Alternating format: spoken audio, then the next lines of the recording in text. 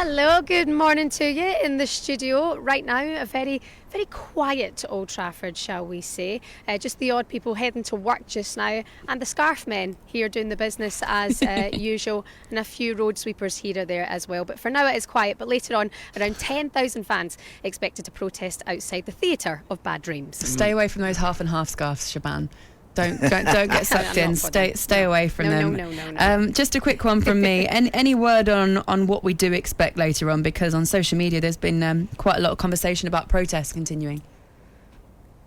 Well, that's it, Laura. So the 1958, a group, and then of course Manchester United Supporters Trust, the Must Manchester United group as well. They are encouraging this protest, of course. They are leaving at 6:30, meeting at 5 o'clock to make their way down the Tablet and then up towards Old Trafford, and really going for it in that march. They're encouraging everybody to get out and really make this a statement. Get the Glazers out. That's what they're wanting to achieve tonight, really to push that through. And of course as well, there's this hashtag Empty Old Trafford going around on social media. You might have seen it on your timeline this morning, and that's what they're encouraging the fans who are going to be at the game tonight to get up and leave, to empty Old Trafford, and almost as if one of the biggest games in English football will be set at that backdrop with no United fans, really to make that statement as well. Will that happen if United are perhaps 2 goals up? I won't be sure if that will happen, but that's the plans for them tonight. Shebahn, is there anyone up there who kind of thinks that these protests are not what they need to be doing right now? Maybe getting behind the team? It feels like, Jamie, everybody is unified on getting the Glazers out of the club. That seems to be the stand from all Manchester United fans at the moment. Of course, they've had good news in the last few days, that glimmer of hope with Sir Jim Ratcliffe showing interest in getting that minority stake with the view to take over the club. Yes, that's opened up a gate of hope for Manchester United fans. And of course as well, Casemiro, 5-time Champions League winner, expected to be unveiled and welcomed tonight to Old Trafford. Will that paper over the cracks? And actually, when we arrived here today, Jamie, you're looking up at Old Trafford, and I said to producer Alex, I went, she's beautiful, isn't she? And he said, yeah, but if you just look slightly behind the paintwork, you can see all of the problems, the damp, the mould, and it's that whole saying, painting over the cracks. There are bigger problems here, and it seems to be stemming from the top. Shebahn, for any of these protests to really leave their mark, and I think to resonate with people, you need numbers. It's got, if it's going to be, I don't know, 500 or 1,000 people, to me that's not a big enough reflection on the disquiet on the terraces. So how many people do you think will actually take part in this?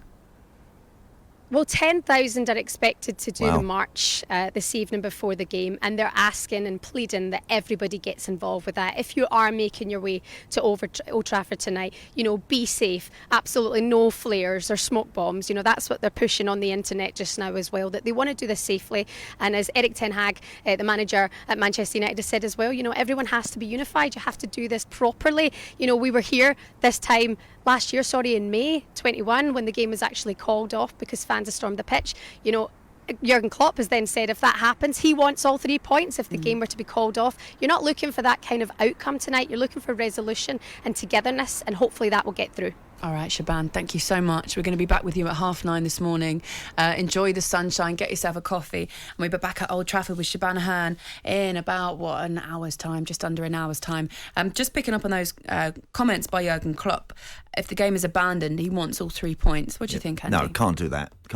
I mean, it depends what it's abandoned for. If it's abandoned because they can't get the bus in, because there's, let's say that 10,000 that Shebahn is expecting all of a sudden becomes 30,000 or something like that, then that could pose a significant problem to the logistics of the game. But I don't think you can award the game to Liverpool, because you can't. Does that start setting out the wrong kind of precedent, Jamie, if you start thinking of things like that? It's an interesting argument, that, What do you think you could, James? Do you think you could? You don't think you could? They could award the points to Liverpool. You don't think that? Well, why not? Because would it not encourage other fan bases to do it? Yeah, I mean, you put it on me a little bit. I probably would have to think about it properly. It's almost like you're a pundit or something, isn't it?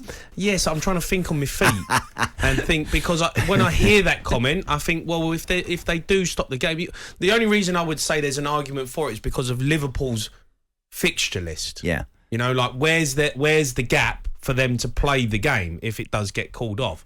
That's the concern that probably Jurgen Klopp would have. Where do we then fit this game in? Yeah.